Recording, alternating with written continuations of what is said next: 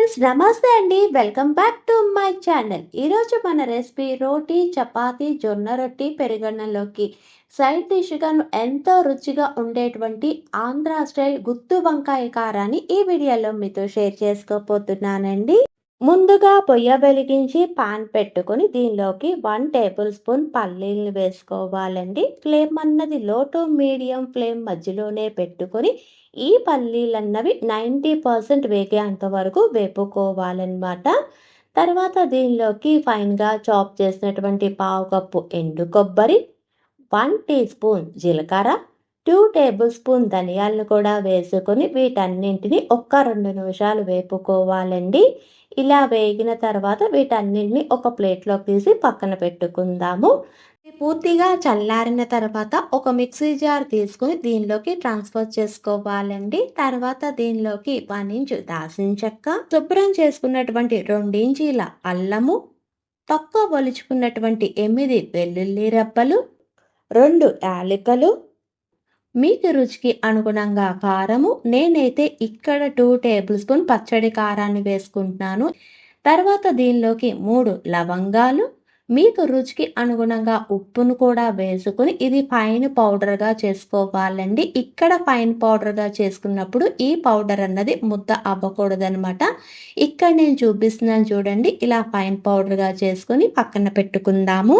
తర్వాత 350 గ్రాముల వంకాయలు తీసుకొని ఈ వంకాయలు అన్నవి మనం గుత్తు వంకాయలకి ఎలా కోసుకుంటామో అలా కట్ చేసుకోవాలి. అయితే ఇలా కట్ చేసుకున్నటువంటి వంకాయల్ని ఒక బౌల్లోకి 1 టీ స్పూన్ సాల్ట్ని వేసుకుని ఆ సాల్ట్ వాటర్లోకి ఈ వంకాయలను వేసుకుంటున్నాను. ఇలా రెడీ చేసుకున్నటువంటి వంకాయల్లోకి మనం ముందుగా రెడీ చేసుకున్నటువంటి మసాలా పౌడర్ ఉంది కదండి, ఆ ఒక్కొక్క వంకాయలోకి ఈ మసాలా పౌడర్ అన్నది స్టఫింగ్ చేసుకుని చేత్తో ప్రెస్ చేసుకోవాలండి. ఇలా చేసుకోవటం వల్ల మన వంకాయలు వేపుకున్నప్పుడు దీనిలో ఉన్నటువంటి మసాలా పౌడర్ అన్నది బయటకు రాకుండా వంకాయలు అన్నది పర్ఫెక్ట్గా వేగుతాయండి. ఇలాగా మనం తీసుకున్నటువంటి అన్ని వంకాయల్లోకి ఈ పౌడర్ని స్టఫ్ చేసుకోగా నాకు ఇక్కడ ఇంత పౌడర్ మిగిలిందనమాట. ఈ పౌడర్ని పక్కన పెట్టుకుంటున్నాను.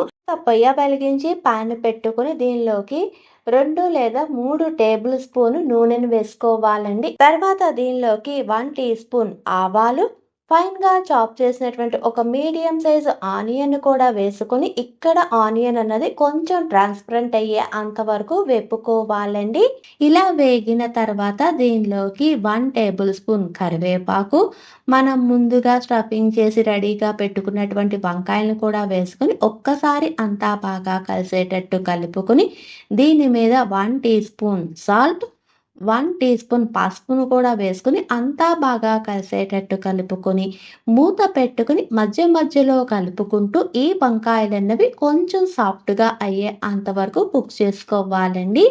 ఇలా సాఫ్ట్గా అయిన తర్వాత ఇందాక మనం స్టఫింగ్ చేసుకోగా కొంచెం పౌడర్ మిగిలింది కదా, ఆ పౌడర్ని కూడా దీని మీద వేసుకుని అంతా బాగా కలిసేటట్టు కలుపుకొని ఈ వంకాయలన్నవి ఒక్క 2 నిమిషాలు వేపుకొని వీటి మీద కొంచెం కొత్తిమీర జల్లుకొని డిష్ అవుట్ చేసుకోవటమేనండి. అంతేనండి. ఇటు పెరుగు అన్నంలోకైనా, చపాతీ, రోటీ, జొన్న రొట్టెల్లోకి మంచి సైడ్ డిష్గా ఉంటూ ఎంతో టేస్టీగా ఉండేటువంటి ఆంధ్ర స్టైల్ గుత్తి వంకాయ కారం రెడీ.